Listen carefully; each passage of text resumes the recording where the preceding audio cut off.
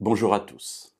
Nous avons commencé hier à considérer une parole de Jésus, parole où il dit « Je suis venu pour un jugement, afin que ceux qui voient ne voient plus et que ceux qui sont aveugles voient ». Et nous avons essayé de comprendre ce qu'il y avait derrière cette parole. Mais Jésus n'est pas en train d'écrire quelque chose, il est en train de parler. Et voilà qu'une partie de son auditoire se sent un petit peu concernée par la parole de Jésus. C'était le but d'ailleurs.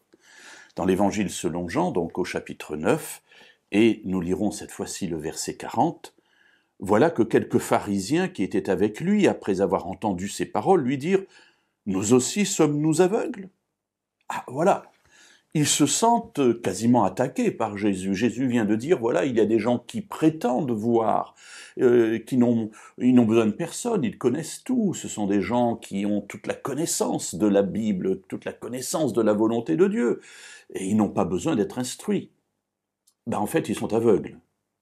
Et cette inversion des valeurs touche ces quelques pharisiens qui sont avec Jésus, qui le suivent, qui l'écoutent, parfois qui l'épient, et qui tentent de le faire tomber dans des pièges.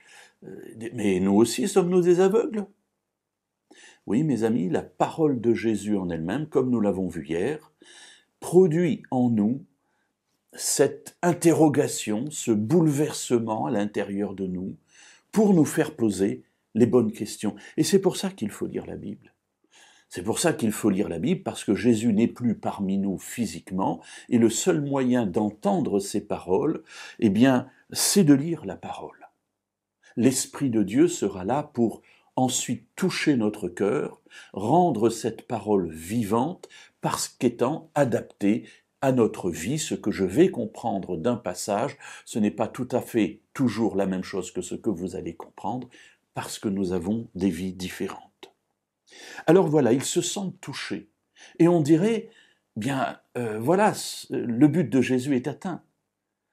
Il a voulu que ces personnes réfléchissent, et voilà qu'ils se trouvent devant un auditoire qui réfléchit. Nous aussi, nous sommes aveugles. Ils comprennent bien que les personnes qui voient dans la parole de Jésus les concernent. Or, la conclusion de Jésus, c'est que ceux qui voient en fait, ne voient pas, sont des aveugles. Alors ils se disent, mais attends, mais tu es en train de nous accuser d'être aveugles, nous qui sommes pharisiens, les dépositaires de la connaissance de la parole de Dieu en Israël? Nous verrons demain la réponse de Jésus.